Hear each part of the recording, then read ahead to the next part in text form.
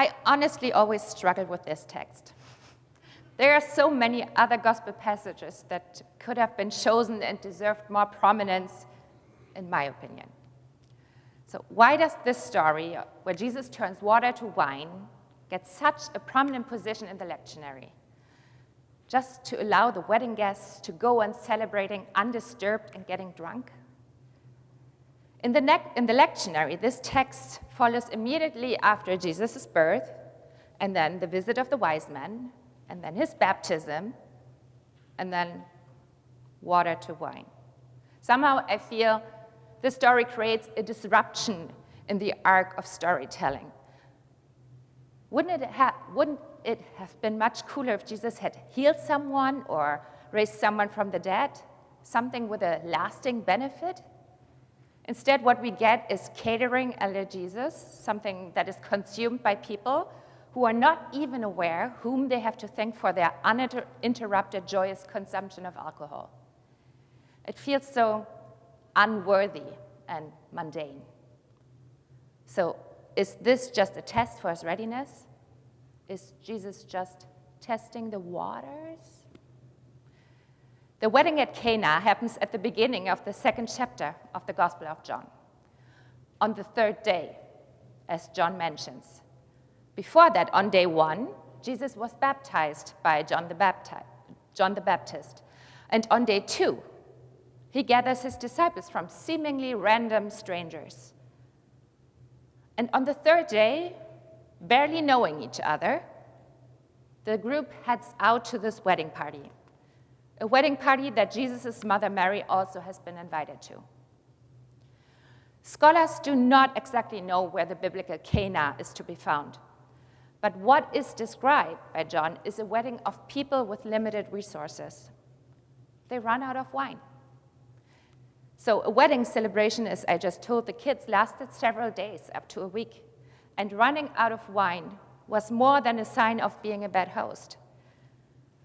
Wine was a symbol of joy and abundance, so the lack thereof would not put the marriage on a good starting point. The embarrassment that this situation may cause the host is foreseen by Mary, and she acts promptly. Pulling Jesus aside, she says, "They have no wine."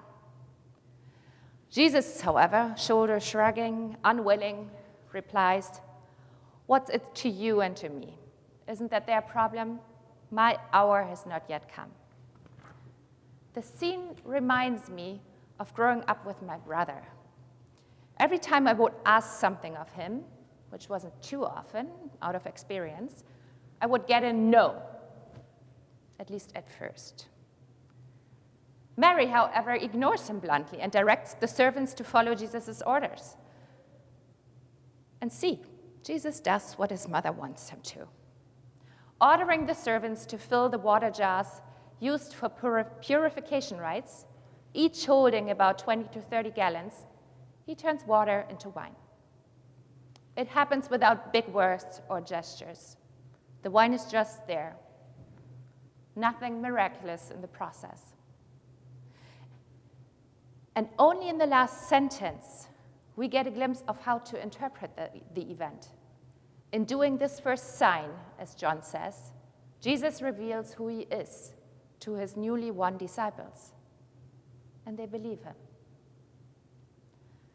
It is not a coincidence that Jesus reveals his glory, as John writes, on the third day, at the beginning of his ministry.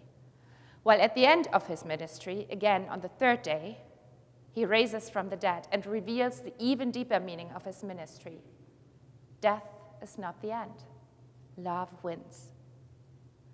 So, as the parallelism between water turning into wine and Jesus' resurrection is not a compositional accident, what insights do we gain? Firstly, by turning water into very good wine, Jesus emphasizes abundance. Abundance that can only be found in a joyful community, but also the abundance that gets revealed on the third day of Jesus' resurrection, abundant life. Secondly, weddings are often status-driven affairs. Have you ever been to a wedding, right? But Jesus doesn't care about status or how or if his help is received. Not the bridal party, nor the host family, nor the steward know of his doings. Only the servants, the nobodies behind the scene, witnessed the miracle. So Jesus' first public deed was only seen by the lowly servants working, not by the ones invited. And thirdly, the water jars used for purification rites as washing hands become vessels for joy and abundant life. Joy and abundant life are more important than focusing on purity and purity laws. But what do these insights mean to us today?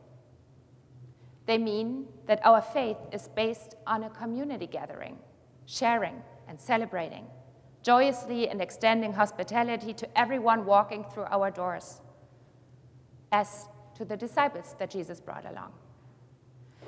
The insights mean that we trust in God to provide abundantly, be it nourishment, be it life. They mean that we trust in God's endless capacity to transform the ordinary water into the sacred wine, the weaker into the stronger, the incomplete into the whole. And they foreshadow a meal that includes shared wine. Do this to the remembrance of me. However, we also experience every day that it is hard to hold on to these insights, these promises of God's abundance, when we see scarcity, fear, loss, need, and injustice around us. We drink more water than wine, if at all. We know more about chronic illness, physical pain, financial trouble, systemic injustice. We see and hear the sentence in different versions every day. They have no wine. She has no cure.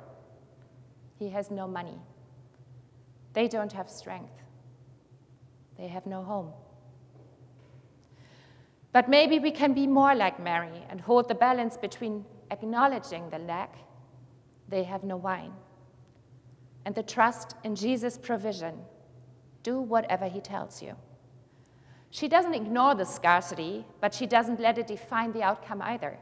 She trusts in God's goodness and acts in faith, even in the face of uncertainty. It also speaks to how we can approach life's challenges.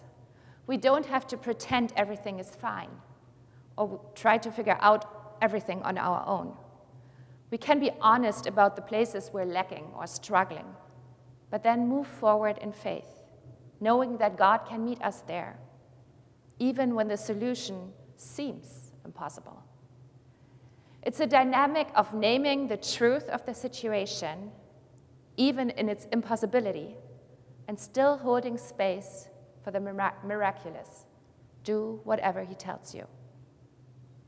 Living in that tension, where we both name the need and trust in God's response, can be one of the most transformative ways to engage with the world.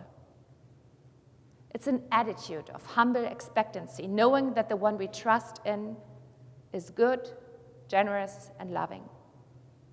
And it invites others into the same trust, as Mary did.